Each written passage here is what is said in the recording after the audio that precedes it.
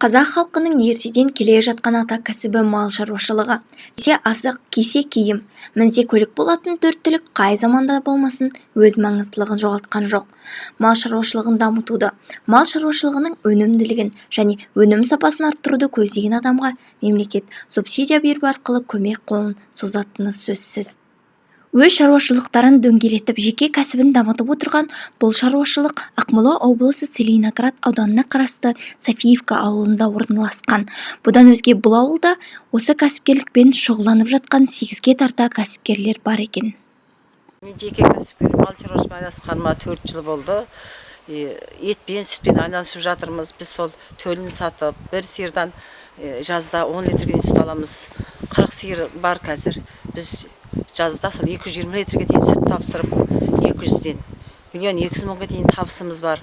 Сол сүтпен, етпен айналысқанның арқасында мен балаларыма Астанадан үйді алып бердім. Ол ата кәсіп болғандықтан мал шаруашылығы бізге өте тиімді деп есептеймін өзіме. Бүгінгі пандемия кезінде ауыл шаруашылық өнімдеріне, соның ішінде ақ тамаққа сұраныс артты дейді кәсіпкер.